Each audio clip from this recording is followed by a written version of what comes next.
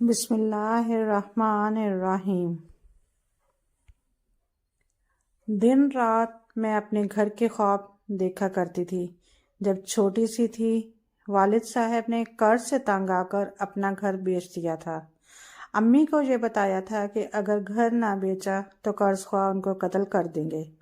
شوہر کی مجبوری دیکھ کر انہوں نے اپنی جنت کو ان پر قربان کرنا منظور کر لیا۔ میری 2 چھوٹی بہنیں اور ایک بڑا بھائی تھا جو اپنی ذمہ داریوں کو نہیں سمجھتا تھا۔ گھر کے بک جانے کے بعد ابو نے ایک نئی جگہ کرایہ کا مکان حاصل کر لیا۔ مجھے اس کا بھی بہت دکھ تھا کیونکہ ساری سہیلیاں اور بچپن کی یادیں سبھی کچھ پیچھے رہ گیا۔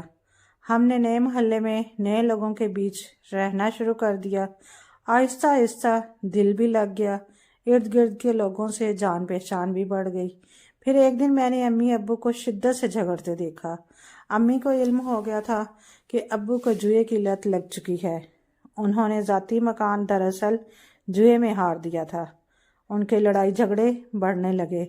نوبت جہاں تک آ گئی کہ مکان مالک نے نقد ثمن کا بہانہ بنا کر گھر ہی خالی کروا لیا۔ اب شہر سے نکلے تو گاؤں نے پناہ دی۔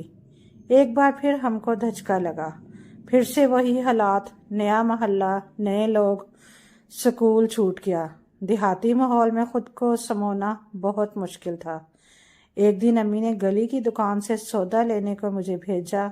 وہاں پہلے سے موجود عورت نے مجھے پیار کیا اور گھل مل کر باتیں کرنے لگی۔ بیٹی، سنا ہے تم لوگ پہلے بھی کئی جگہوں پر رہ چکے ہو؟ جی خالہ، میں نے دھیمی آواز میں جواب دیا۔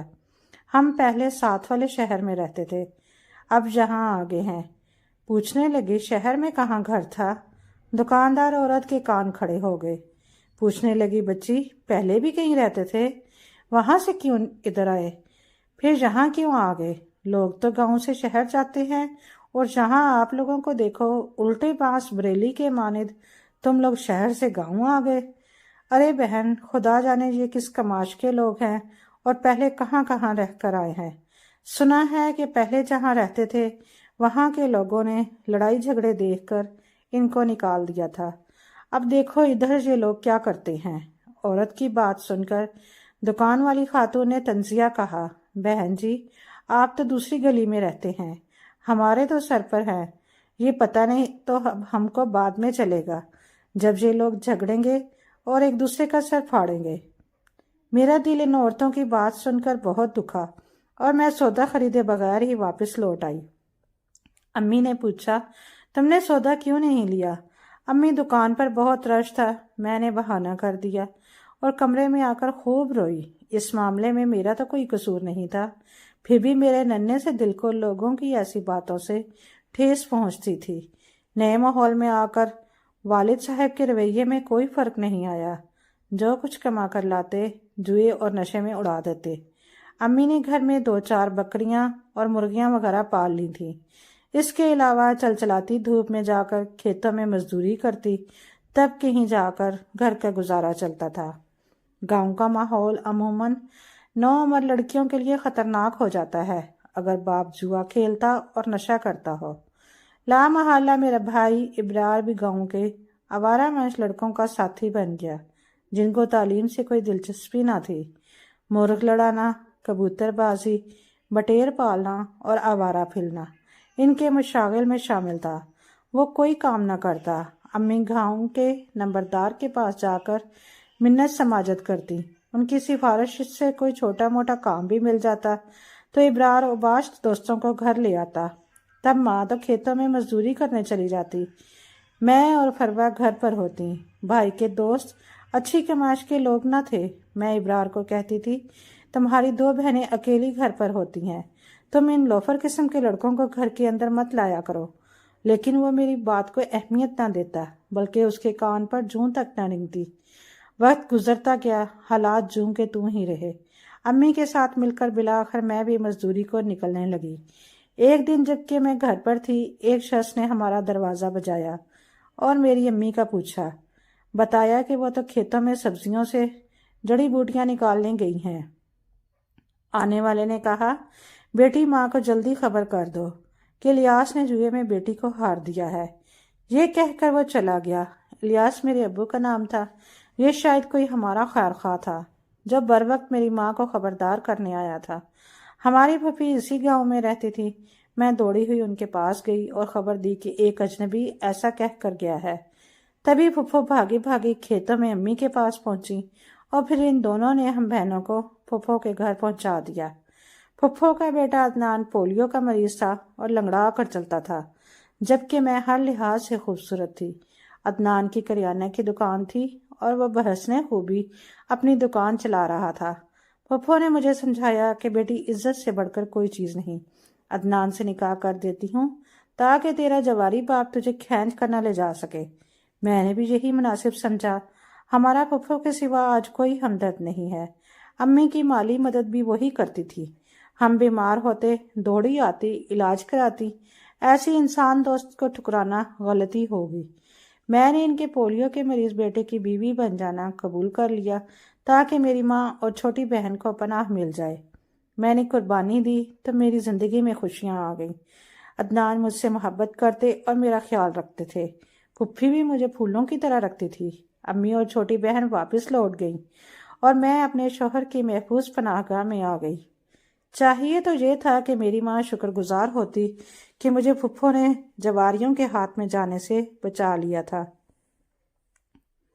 مگر وہ ہر وقت کہتی کہ اے میری بیٹی تو کتنی حسین ہے، بالکل گلاب کے پھول جیسی ہے، مگر تیری قسمت کس قدر خراب ہے کہ ایک پولیو زدہ لنگڑے کی بیوی ہے۔ میں ان کو سمجھاتی، امی جان عدنان میں صرف یہی ایک کمی ہے، ورنہ ان میں کوئی عیب نہیں، شکل صورت اچھی ہے، اخلاق اچھا ہے اور کاروبار بھی اچھا ہے۔ جب مجھے ان میں کسی کمی کا احساس نہیں ہوتا تو آپ کیوں پریشان ہوتی ہیں؟ ماں جواب دیتی، پولیو کے مریض کی زندگی کا کیا بھروسہ، میرا گھر بک گیا، آج تک در بدری کے دھکے سہ رہی ہوں۔ تیرے نام تیری پھپھو سے گھر لکھوا کر رہوں گی تاکہ تیرا مستقبل محفوظ ہو جائے۔ امی جان کو بہت منع کیا کہ آپ یہ خیال دل سے نکال دیں، پھپھو پر بوجھ نہ ڈالیں، میں آرام اور سکون سے رہ رہی ہوں، میری فکر نہ کریں، ابا کو تو کوئی بھروسہ نہیں، کل آپ کو ہی جوئے میں لگا نہ دے۔ وہ نہ سمجھیں، ایک ہی ڈر تھی کہ پھپھو اپنا مکان تیرے نام لکھ دے، تب مجھے سکون ملے گا۔ انہی دنوں میں امید سی ہو گئی تو ماں مجھے اپنے گھر لے آئی۔ دل میں ٹھان لی کہ اب تو میری بیٹی ماں بننے والی ہے، عدنان ضرور اس کے نام مکان لکھ دے گا تاکہ یہ بعد میں کبھی بے گھر نہ ہو۔ میں تو انجان تھی کہ آنے والے وقت میرے لیے کون سی آندھی لانے والا ہے۔ گھر میں ابرار بھائی کے اوباش دوستوں کا بھی آنا جانا رہتا تھا اور یہ بات پھپھو اور عدنان کو پسند نہ تھی۔ ایک دن عدنان مجھے لینے آئے تو سامنے ابرار کے دوست بیٹھے ہوئے تھے۔ عدنان کے منانے پر میں تو مان جاتی، مگر امی نے ہم دونوں کو اکیلا نہ چھوڑا اور مجھے ان کے ہمراہ جانے سے بھی روک دیا۔ وہ واپس چلے گئے کیونکہ امی نے صاف کہہ دیا تھا، اپنا مکان میری بیٹی کے نام لکھ دو تو ٹھیک ہے، ورنہ اسے بھول جاؤ۔ جب تک گھر اس کے نام نہ کرو گے میں اس کو تمہارے ساتھ نہ بھیجوں گی۔ اگر ہم نے ایک لنگڑے کو قبول کیا ہے، اتنی حسین بیٹی دی ہے، تو اب تم لوگ بھی ہماری قربانی کا صلہ اسی صورت میں دو کہ کبھی زندگی میں میری بیٹی بے گھر نہ ہو سکے۔ امی تو میرے امید سے ہونے کو ہتھیار بنا کر ان لوگوں کو دبا رہی تھی، مگر پھپھو بھی غصے میں آ گئی۔ وہ اپنی جگہ یہ سوچتی تھی کہ میں نے تو سونیا کو ایک جواری کے ہتھے چڑھنے سے بچایا اور انہوں نے میری مہربانی کا یہ صلہ دیا ہے۔ خدا جانے میاں بیوی نے کیا صلاح کی کہ عدنان کو مجبور کر دیا کہ مکان دینے کے بجائے وہ مجھے طلاق دے دے۔ عدنان نے خط لکھ بھیجا کہ سونیا کی کوکھ میں جو بچہ ہے وہ میرا نہیں ہے، لہٰذا میں اسے نہ رکھوں گا، پس نوبت طلاق تک آ گئی۔ اللہ تعالیٰ نے مجھے بیٹی دی، مگر میری اماں جان نے بیٹی کے گھر بسانے کی بجائے مجھے بے گھر کر ڈالا۔ نہ سے میری زندگی برباد ہوئی بلکہ میری معصوم بچی بھی باپ کے سائے سے ہمیشہ کے لیے محروم ہو گئی۔ اس واقعہ کو کئی برس گزر چکے ہیں۔ بیٹی اب مجھ سے اپنے والد کے بارے میں سوال کرتی ہے، پوچھتی ہے کہ کیوں آپ میرے ابو کے گھر سے نکلیں۔ اس کے سوال کا میرے پاس جواب نہیں۔ مجھے گھر دلوانے کے لالچ میں ماں نے میری زندگی اور میری بچی کا مستقبل داؤ پر لگا دیا۔ پھپھا تو پہلے ہی نہیں چاہتے تھے کہ ایک جواری کی بیٹی کو بہو بناؤں، یہ تو پھپھی کی نیک نیتی تھی، ان کے خامد کو بہانہ مل گیا مجھے گھر بدر کرنے کا۔ حالانکہ عدنان بھی بالکل ایسا نہ چاہتے تھے، وہ تو اولاد ہونے پر خوش تھے، مگر ان کے اختیار میں کیا تھا؟ وہ کلی طور پر اپنے والد کے دباؤ میں تھے۔ آج جب اپنا گھر، اپنے شوہر کا پیار اور وہ پرسکون دن یاد آتے ہیں تو دل خون کے آنسو روتا ہے۔ پہلے ماں کھیتوں میں مزدوری کرتی تھی، اب میرا بھی یہی مقدر بن چکا ہے۔ سارا دن امی کے ہمراہ چلچلاتی دھوپ اور کڑکڑاتی سردی میں مشقت کی چکی میں پستی ہوں، اور جب ماتھے سے پسینے کے قطرے گرتے ہیں یہی دعا کرتی ہوں، اے اللہ، جیسی میری قسمت ہے ویسی میری بیٹی کی نہ ہو۔ اسے پڑھانا لکھانا چاہتی ہوں، مگر گاؤں والے تو لڑکیوں کو پڑھانے پر بھی 100 باتیں کرنے لگتے ہیں۔ خدا جانے آگے پڑھ کر ماں کی طرح کیا گل کھلائے گی۔ گاؤں کی عورتوں کے منہ سے یہی الفاظ نکلتے تھے۔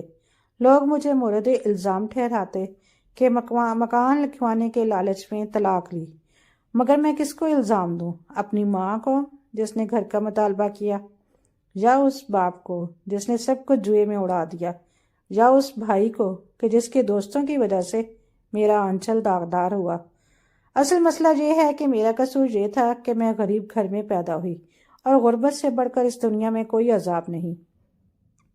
اب زندگی کا ایک ہی مقصد تھا کہ اپنی بیٹی کی اچھی تعلیم و تربیت کروں، اس لیے محنت کر کے لوگوں کا کام کر کے تنکا تنکا چن کر گھر بنایا، اور کوڑی کوڑی اکٹھی کر کے بیٹی کو پڑھایا تاکہ اس کی زندگی سے جہالت کے اندھیرے دور ہو جائیں۔